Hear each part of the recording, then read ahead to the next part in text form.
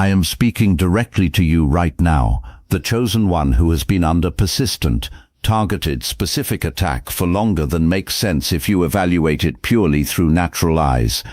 Because when you look at the intensity and the consistency and the personal nature of what you have been facing, the attacks that have come against your peace, your relationships, your finances, your health, your self-perception, your faith, the sheer relentlessness of the opposition in your life does not match what a person faces when they are simply living an ordinary life in an ordinary way.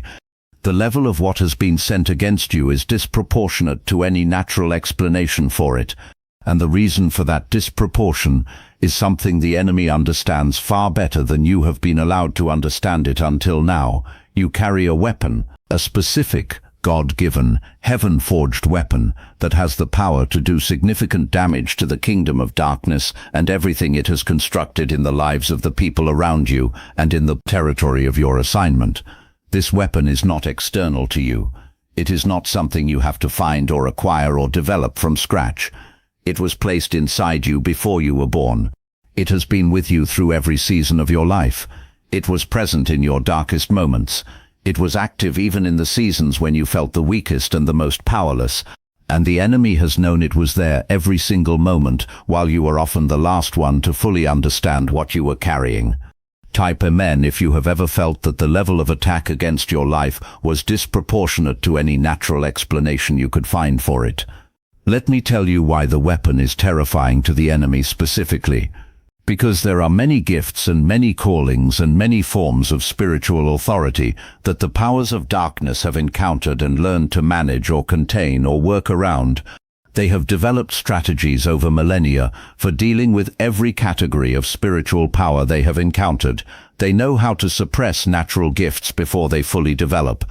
They know how to corrupt authority through pride. They know how to neutralize effectiveness through distraction and compromise and the slow erosion of the character that makes the gift trustworthy. They have encountered it all before, and they have developed playbooks for managing all of it. But the specific weapon you carry does not fit neatly into any of their existing playbooks. Not because it is more powerful in a simple, measurable sense, but because it operates through a mechanism that their strategies were not fully designed to counter. The weapon you carry is the specific intersection of your pain and your faith and your love, the specific combination of having been through what you have been through and having chosen God through all of it, and having maintained a love for people that survived the betrayals and the disappointments and the seasons when love produced nothing but more pain. That intersection, your pain sanctified by your faith and expressed through your love, is what creates the specific weapon that is terrifying the enemy. Type weapon. If you receive the truth that the intersection of your pain, your faith, and your love is the specific weapon God placed inside you. Let me break this down into its three components so that you can fully understand the weapon you carry. The first component is your pain, not pain in the abstract sense, your specific pain. The particular wounds of your particular journey. The losses that went deepest, the betrayals that cost the most, the seasons where the darkness was so thick that you genuinely could not see your way forward. Your pain is not the weapon itself, but it is the material from which the weapon was forged. Because pain that has been brought to God and processed through the relationship with Him is not simply survived, it is transformed. It becomes a form of understanding that cannot be accessed any other way. It becomes a credibility with suffering people that no amount of education or training can produce. It becomes a depth of compassion that goes below the surface of what people present and reaches into the interior of what they are actually experiencing in a way that only someone who has genuinely been there can reach. The enemy knows this. He knows that if he could have prevented your pain, he would have prevented the formation of the weapon. But because he could not, because God used what the enemy sent to destroy you as raw material for what God was building in you, the enemy finds himself in the ironic position of having contributed to the very weapon that is now terrifying him. Every attack he sent against your life, every wound he opened, every season of darkness he tried to make permanent, God received and transformed into something that makes you more capable of reaching the people the enemy most wants to hold captive. Type transformed if you receive the truth that God took the very pain the enemy sent to destroy you and transformed it into the primary material of your most powerful weapon. The second component is your faith. Not the faith of easy seasons, not the faith that has never been tested at the level that reveals whether it is real, the proven faith. The faith that was tested in the hardest seasons of your life and held, that chose to trust God when trusting made no logical sense, that kept showing up to the relationship with Him when the relationship was producing no visible returns, that held the promises in the dark when the promises felt more like a cruel joke than an approaching reality. This faith that has been through the fire and not been consumed, is one of the most powerful forces available in the spirit.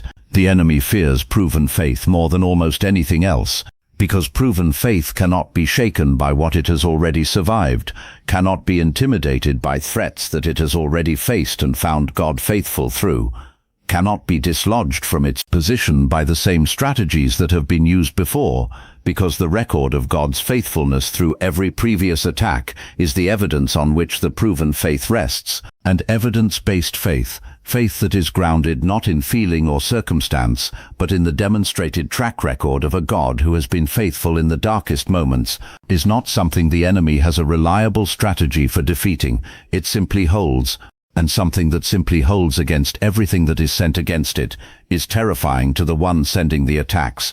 Take a moment and like this video, because someone who needs to understand why their faith is a weapon needs to find this message today. Type proven faith if you receive the truth that the faith that survived your hardest seasons is now one of the most powerful weapons in your arsenal. The third component is your love. And this is the most counterintuitive piece of the weapon, because love does not look like a weapon by any natural understanding of what a weapon is. Love looks vulnerable, it looks open.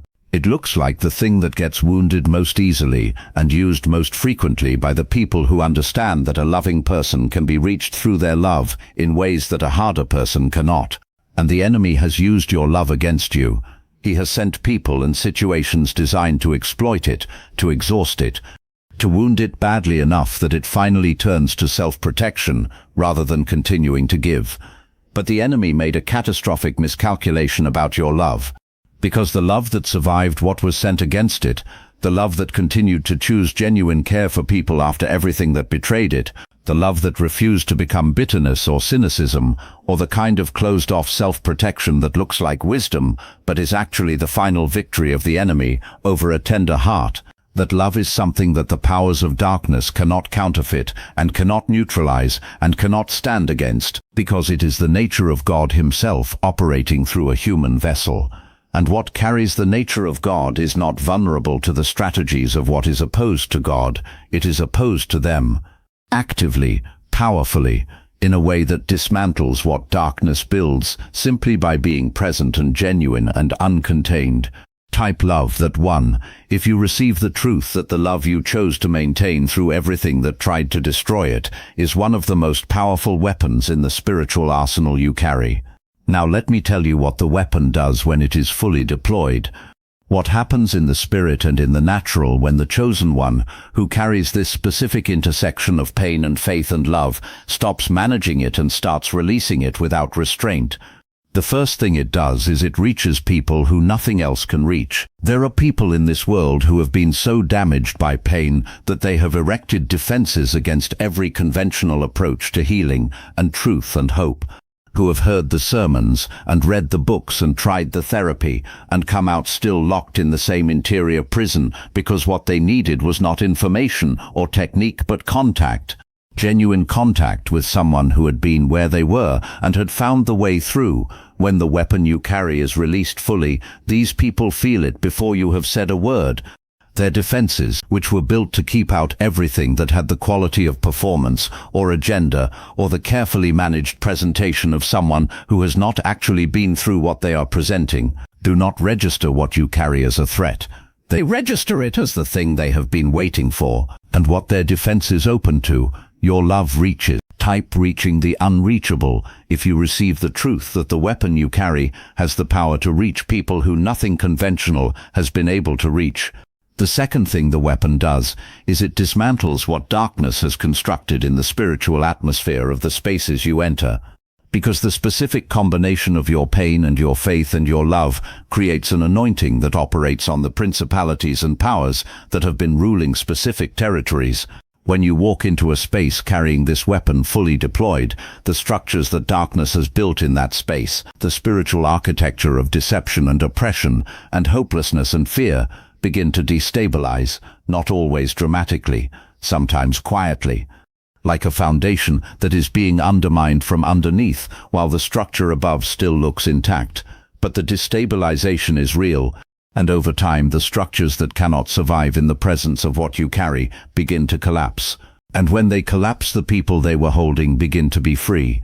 This is why certain spaces feel different after you have been in them for a while, why conversations that were going in one direction shift, why the atmosphere of hopelessness that was pressing on people before you arrived begins to lift, why people start saying things that reveal they are beginning to think differently about their own situation. These are not coincidences. These are the effects of the weapon you carry being released into the spiritual atmosphere of the spaces you inhabit. Stay with me in part 2, because God is going to tell you exactly how to use this weapon with intentionality, how to stop deploying it accidentally and start releasing it deliberately, what the fully activated version of what you carry can do in the specific territory of your assignment, and how to protect the weapon from the specific attacks the enemy is going to intensify now that you understand what you are carrying. Welcome back, Chosen One. If you are in part 2, what God revealed in part 1 has already done something to the atmosphere around you. The understanding that you carry a specific weapon, that the intersection of your pain and your faith and your love is something the enemy fears and has been working overtime to keep you from fully deploying. That understanding changes things. It changes how you interpret your own history. It changes how you see the attacks that have been sent against you. It changes how you carry yourself into the spaces God places you in. And it changes what you are able to do deliberately, rather than only accidentally in the spirit realm around you. In part 2, God is going to show you how to use the weapon with intentionality, how to protect it from the specific attacks that are coming against it, and what becomes possible when it is fully and deliberately deployed in the territory of your assignment. Type intentional if you are ready to move from accidental to deliberate in the deployment of the weapon you carry. Let me start with what intentional deployment of the weapon looks like. Because most chosen ones who carry this specific weapon have been deploying it accidentally for most of their lives. They have been showing up in spaces and changing atmospheres without knowing they were doing it. They have been reaching people who nothing else could reach without understanding the mechanism by which the reaching was happening. They have been dismantling spiritual structures without being aware that the dismantling was occurring. The effects of the weapon have been real and significant, even in its accidental deployment. But what becomes possible when the chosen one understands what they carry and begins to release it with intention is exponentially greater than what was happening before the understanding arrived. Intentional deployment begins with the prayer of conscious activation. Before you enter a space, before you begin a conversation, before you step into the territory of your assignment, take a moment to consciously present what you carry to God, not as a ritual formula, as a genuine act of surrender that says, Lord, what you placed in me, the pain you transformed, the faith you proved, the love you sustained, I am releasing all of it into your hands right now for this moment and this space and these people. Use what I carry for the purpose you designed it for. Open every channel that needs to be open for the weapon to operate at full capacity, and close every channel through which the enemy could interfere with or contaminate what you are doing through me. This prayer is not long. It does not require special words. It requires only the genuine surrender of what you carry to the one who placed it there and who knows better than you do how to deploy it in every specific situation. Type I activate what I carry if you are committing to the practice of consciously presenting what you carry to God before you enter the spaces and moments where it is most needed. The second element of intentional deployment is presence without agenda. One of the most powerful things about the weapon you carry is that it operates most effectively when you are not trying to operate it, when you are simply fully present in a space, fully available to the people in it, fully open to what God wants to do through what you carry in that specific moment, without the pressure of needing a specific outcome to occur or a specific response to be produced. The weapon is not a technique. It cannot be applied like a formula and reliably produce a predetermined result.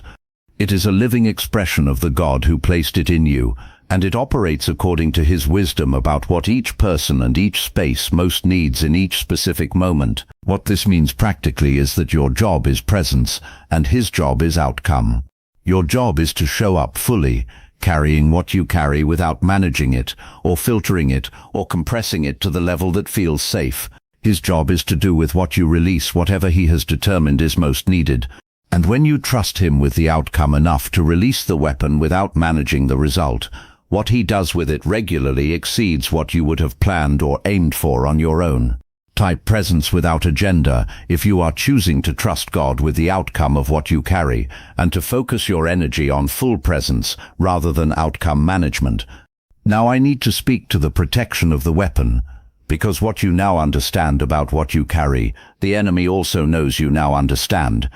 And the revelation of the weapon's nature and power is going to be followed by an intensification of the specific attacks that are designed to disable it, not to destroy you, to neutralize the weapon, to make it temporarily inoperative in your life so that the territory it was assigned to remains under darkness until the enemy can find another strategy. The attacks that are designed to neutralize the weapon come in three specific forms. The first is offense. The deliberate sending of situations and people designed to wound your love to the point of self-protection. Because the love component of the weapon is its most vulnerable surface, it is the part that can be reached most directly through human interaction. The enemy's strategy is to manufacture enough hurt through enough sources in enough rapid succession that your love finally makes the rational decision to protect itself by becoming guarded and conditional and withholding. And a love that is guarded and conditional and withholding is no longer the weapon. It is just a person trying not to get hurt again. The protection against this attack is the daily renewal of your love at its source, not through effort, through return. Through the daily, sometimes moment by moment return to the presence of God, where the love that flows through you is replenished from the source that never runs dry. Your love does not have to survive on its own reserves. It has access to an unlimited supply. And the daily practice of return to the source is what keeps the love component of the weapon operational, regardless of how much the enemy sends against it.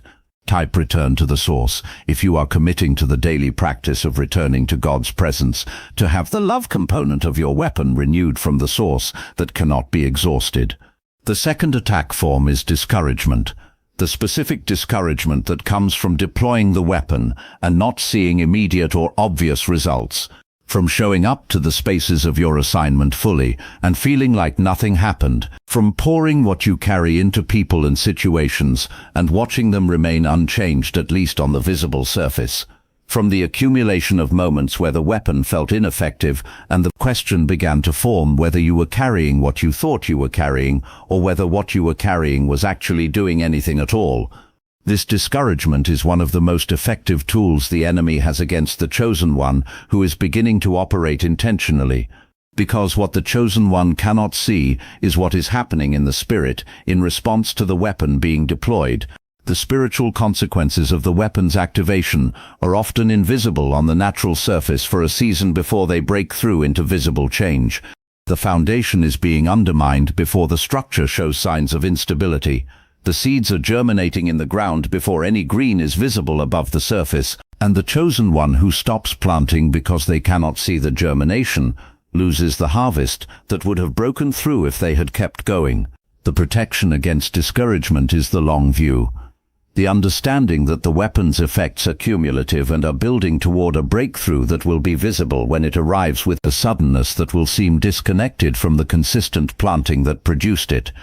Every deployment of the weapon was working, even the ones that produced no visible immediate result. Keep going. Type long view if you are choosing to trust the cumulative effect of the weapon being consistently deployed, even when the immediate results are not visible.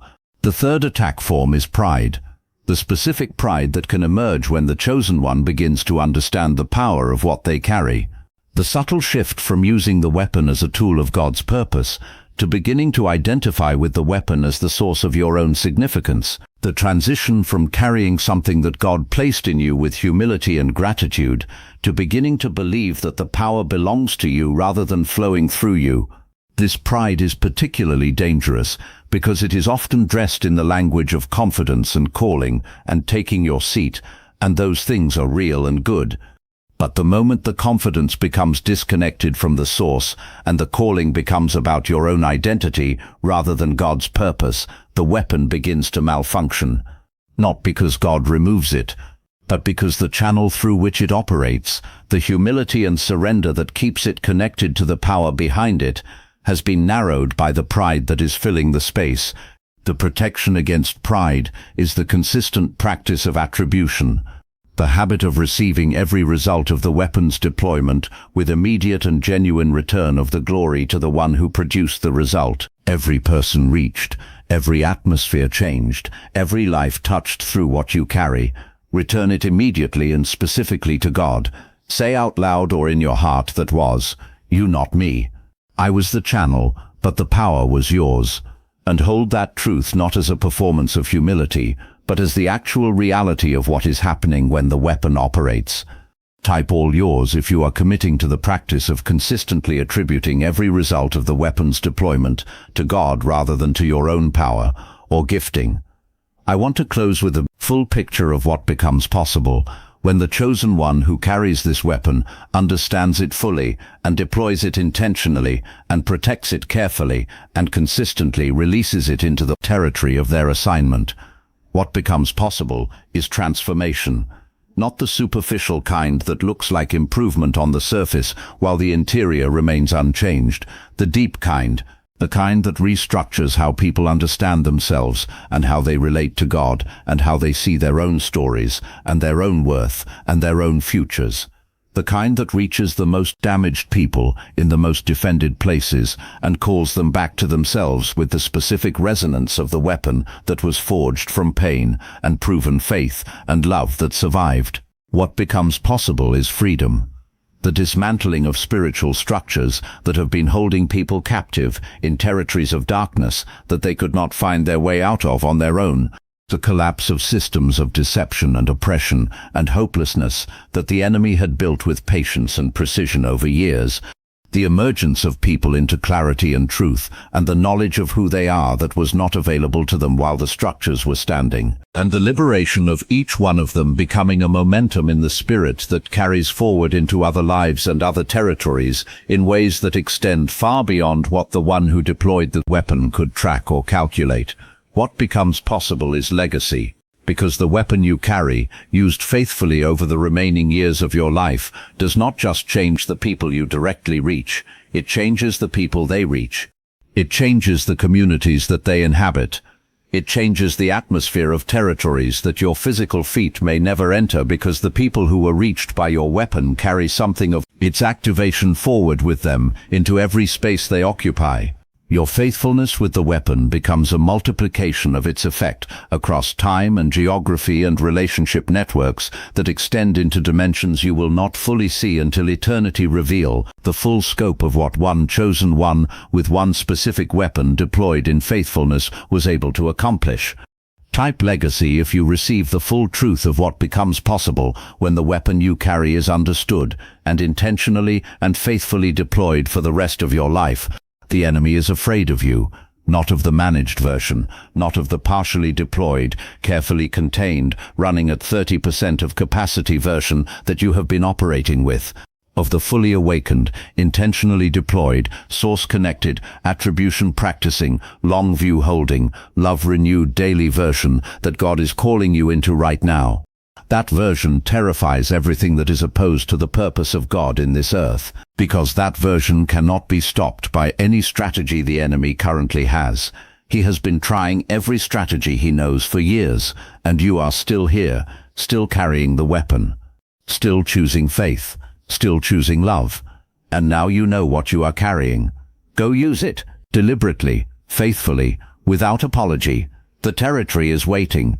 The people assigned to your weapon are waiting, and the God who forged the weapon in the fire of your life is waiting to see you release it at full capacity into the purpose He always designed it for. Type "I am unleashed" if you receive every word God has spoken through this message, and you are choosing right now to deploy what you carry with full intentionality in the territory of your assignment. The weapon is loaded. The enemy is already afraid, and you now know what you are carrying. Everything changes from here.